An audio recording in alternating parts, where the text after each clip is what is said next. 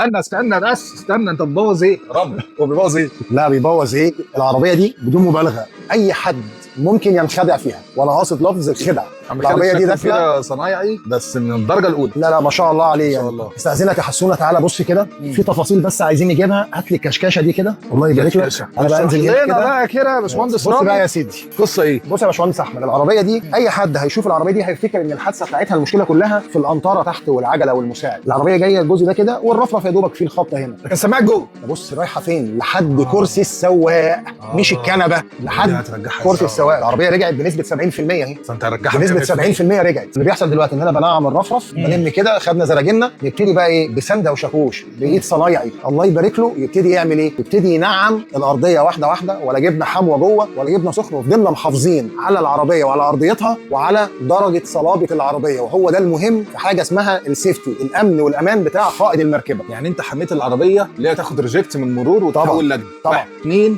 حافظت على العربيه اللي هي قيمتها السعريه في السوق ما تنزلش. بالظبط. 3 حافظت على عوامل الامان بتاعه العربيه بحيث لا قدر الله ما تعملش اي نوع من انواع الضرر. كلام مظبوط. ما كلفتش العميل فلوس زياده في قطع الغيار بسبب القطع وغيره. بالظبط. ولا دخلنا بقى في ربع عربيه. بص الامور واصله لفين هنا. ما تيجي تبص اللي ما دفعوش قطع غيار بقى يا رامي عندك هيدفعوا مصنعيه. بص قصعه الباب، بص قصعه الباب عامله ازاي. هتاخد مجهود ووقت طويل. هو هنا في حاجه اسمها في الشغلانه ان انت يبقى عندك طول بال وصبر، ان انت يبقى عندك من جواك ان انت فنان.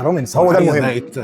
لا احنا ربنا مرضينا وربنا رزقنا بصناعيه زي الورد، سواء في السمكره سواء في الدهان. اللهم بارك. انا برجع اقولها وهقولها كل مره، انا من غير الناس اللي شغاله معايا انا ولا حاجه. انت ربنا بس بيرضيك عشان انت بتراضي الحمد لله. الله ينور الرجاله عليكم جميعا. الله ينور. وتاني هقول لك، لما تعمل حادثه اوعى تعيش في الدراما وتيجي بسرعه عند البابا رامي بانوراما.